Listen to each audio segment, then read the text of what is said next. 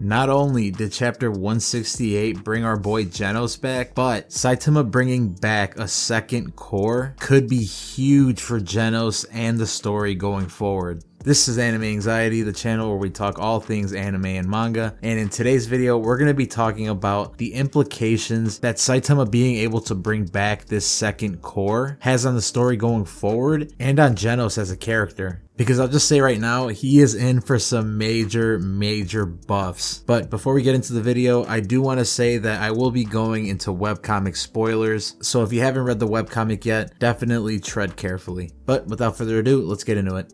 So first I wanted to quickly go over what I think this second core from, quote unquote Dead Genos means for the rest of the story, because I do think that it's important. It's been mentioned by people in the comment section of some of my videos before. I've seen it just throughout the community mentioned that there is a possibility that this core still has recorded information from all the events that led up to Genos' death, and on top of that might have also continued to record information throughout Saitama and Garou's fight. Now the core might still have had power, possibly the radiation that Garou was giving off of his body was enough to keep the core powered up because it's basically a nuclear reactor. So I don't know, maybe Murata and one can make it make sense to where that's how the core was still powered up throughout the whole fight and still recording information. But at the very least, I do think that Genos will be able to get the data from the core from his dead version so that he can become fully aware of everything that happened in kind of that alternate timeline scenario and bring him up to speed with everything that's happened. More importantly though, I'm sure Genos is going to have the same bright idea that most of us have had as soon as we figured out that he was going to have a second core, and that's that 2 cores equals double the power, right? So I definitely see Genos using this core to A, get information out of it like I just talked about, and B, use it to enhance himself, use it as an upgrade to his body so he basically has 2 working cores dishing out double the energy. But we're not stopping there. I know for those of you that have read the webcomic, we know that at this point in the story, Genos actually has multiple cores, not just 2. So what I'm thinking is going to happen is that when Genos takes this second core to Dr. Kuseno to extract the information out of it and use it to upgrade his body, Dr. Kuseno is just going to say, why stop there? Why not just give you more cores, more than 2? I can make you more of them. And this is where the real meat of this video is going, because I'm going to go over each one of Genos's new cores that we see him use in the webcomic recently. I'm going to go through each one of them individually, describing their abilities, and to be honest, each one of these cores has the potential to take care of a dragon level threat, so this is no minor upgrade for Genos. This is going to be huge.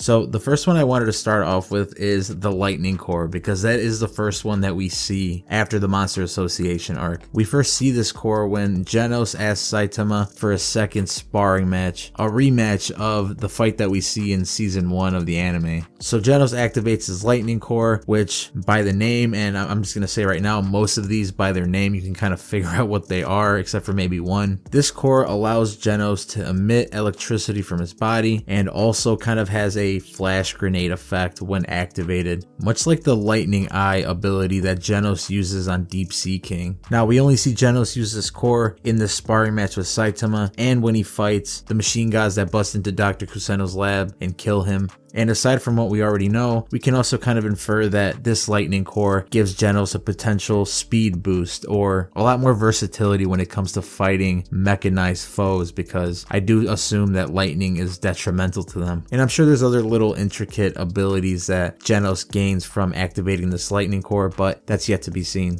The next new core that we see Genos have is the Scorching Core. This one you could probably also assume what it does. As we see in the webcomic, when Genos is fighting the extended family of darkness, which is a dragon level threat, Genos activates his Scorching Core and off panel immediately defeats the threat, meaning that this core in specific is powerful enough to take care of a dragon level threat. And from what we can assume, it allows him to manipulate flames or possibly allows him to heat up his body to a certain boiling point that allows him to deliver more devastating blows on contact, because we see him use it in conjunction with his machine gun blows, and they seem to pack a bigger punch when used with the Scorching Core. I'm really interested to see if in future chapters Genos is able to use this core to manipulate flames to the extent that he could basically like use his body as like a nuke or something, heating it up to the point where he just lets out this huge explosion of ultra high heat energy or something. I don't know, I think there's definitely more to this core, and I'm very excited to see what more it can do.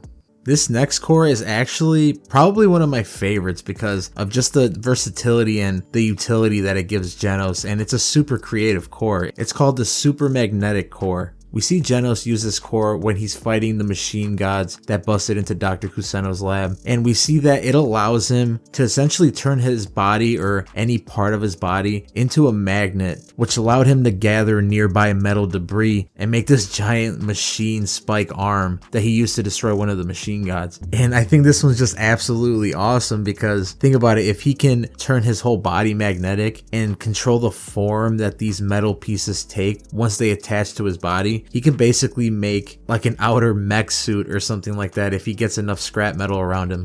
He can turn any limb on his body into a gigantic weapon, and it's yet to be seen to what extent Genos can manipulate metal around him with this magnetic core. Can he like use the force and pick up metal pieces and move them around at will, or do they just come straight to his body and the only real freedom he has with controlling it is how it shapes onto his body? Or can he make other things magnetized? I mean, the possibilities are endless with this core, which is why it's one of my favorite, because I just think it gives Genos so much more utility and lets him take more advantage of his surroundings.